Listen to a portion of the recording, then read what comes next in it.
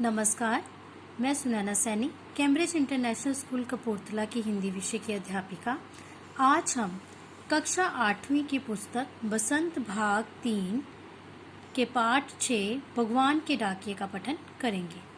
भगवान के डाकिये कविता रामधारी सिंह दिनकर जी द्वारा लिखी गई है।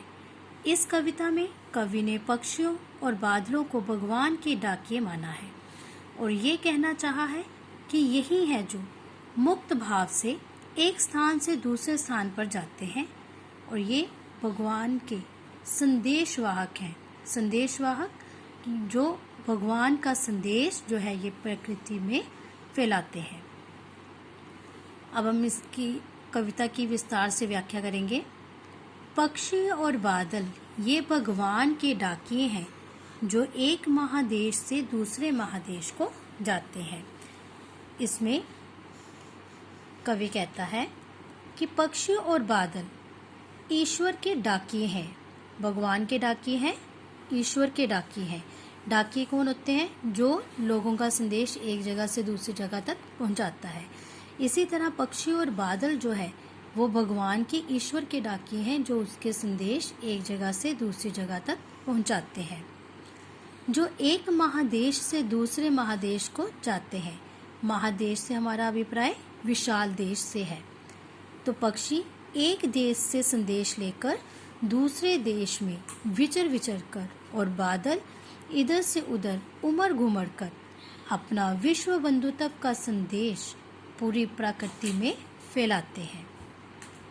हम तो समझ नहीं पाते हैं मगर उनकी लाई चिट्ठियाँ पेड़ पौधे पानी और पहाड़ बाँचते हैं कि ये जो संदेश पक्षी और बादल लेकर आते हैं, हम मनुष्य जो है ये संदेश समझ नहीं पाते, हमें उनके लाए हुए संदेश नहीं पता चलते, जबकि उनके ये संदेश पेड़ पौधे समुद्र नदियाँ पहाड़ प्रकृति ये सारी जो है वो संदेश पढ़ पाती है, उनको अच्छी तरह से समझ में आ जाते हैं।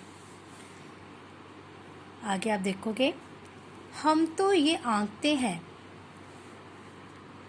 कि एक देश की धरती दूसरे देश को सुगंध बेचती है। आंकते मतलब समझते हैं। हम तो बस यही समझते हैं कि एक देश की धरती जो है वो दूसरे देश को सुगंध बेचती है।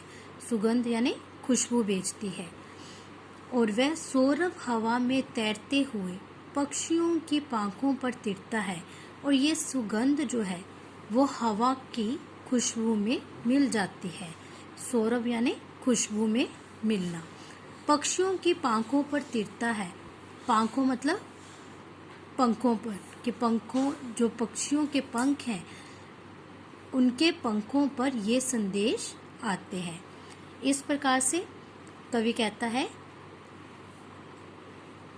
कि पृथ्वी पर एक प्रदेश के फूलों की सुगंध में तैरकर वह पक्षियों के पंखों द्वारा दूसरे देश में बिना किसी बाधा के ये संदेश लेकर जाते हैं।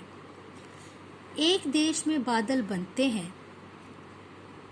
एक देश का बाप दूसरे देश में पानी बनकर गिरता है कि एक देश में बादल बनते हैं और दूसरे देश में जाकर बरसते हैं। भाव ये है कि प्रकृति जो है वो बिना किसी बंधन में बंधे हुए ना ही किसी के प्रति कोई भेदभाव रखती है, वो सबको एक समान पानी जो है वो बरसाती है, किसी तरह का कोई भेदभाव नहीं करती। मनुष्य को भी इसी राह पर चलना चाहिए।